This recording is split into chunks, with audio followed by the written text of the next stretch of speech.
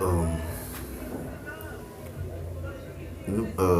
Précédemment, je parlais euh, de la vocation, de l'appel que les enfants n'ont pas toujours et que l'instruction même de ces derniers n'est pas aussi pertinente que l'on pourrait le penser.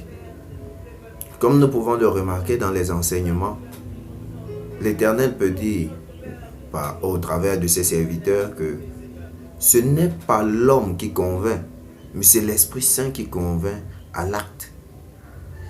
Alors, si ton enfant va à l'église, fait le service par suivisme, tu as perdu. C'est ça l'erreur que nous faisons souvent. Nous avons l'impression que nos enfants euh, le font de bon cœur.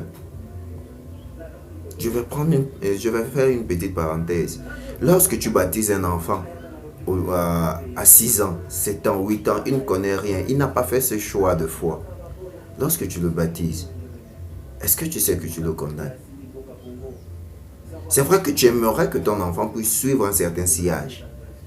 Celui que tu as peut-être suivi grâce à tes parents, tu es devenu serviteur de Dieu et ta vie est merveilleuse dans la foi. Mais est-ce que cela sera la même chose avec ton enfant? Ce n'est pas souvent évident.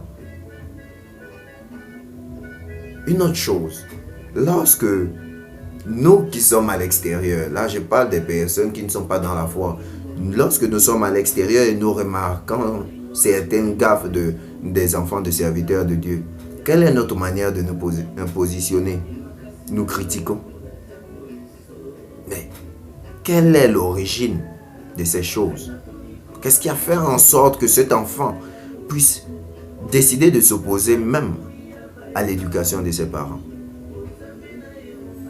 Je disais tantôt que l'appel des parents n'est pas l'appel de l'enfant.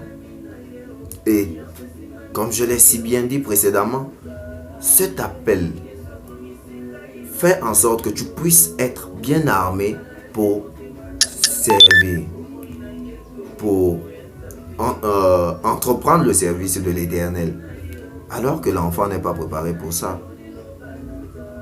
Si tu es une femme de foi, une femme de prière, un homme de foi, un homme de prière, ton enfant a-t-il une vie pertinente dans la prière et dans la foi?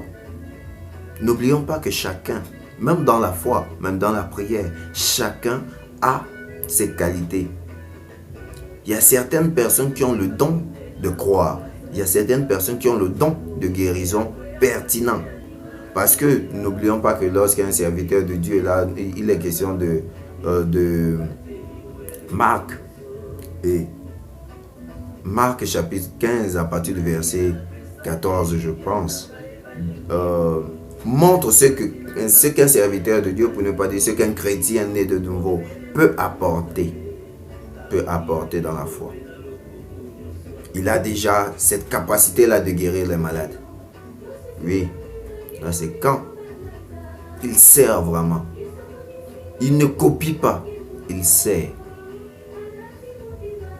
Nous avons tendance à condamner les enfants de Dieu, pour ne pas dire les enfants de pasteurs ou les enfants de serviteurs de Dieu. Mais quel est leur background?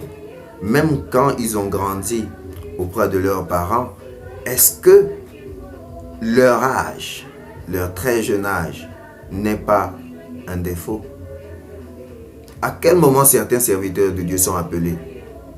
Sont-ils appelés à 6 ans, à 7 ans, à 8 ans? Ou majoritairement, ils sont appelés dans la vingtaine? Et si tu es appelé dans la vingtaine et que tu as pu être instruit correctement par ton entourage, par les serviteurs de Dieu, par tes parents, si dans la vingtaine tu as atteint cette maturité, penses-tu que tu vas accoucher un enfant qui aura cette capacité aussi d'atteindre cette maturité à temps? Là est le problème. Nous pouvons critiquer, nous pouvons avoir des mauvais avis à ce propos. Mais comprenons que ce n'est pas si simple. C'est quelque chose de très complexe. Cette chose complexe, c'est la foi. La foi parce que tu peux te dire que toutes les personnes qui vont à l'église ou toutes les personnes qui servent sont des exemples. Mais finalement, oh Seigneur, c'est regrettable. Mais c'est louable pour les personnes qui sont vraies.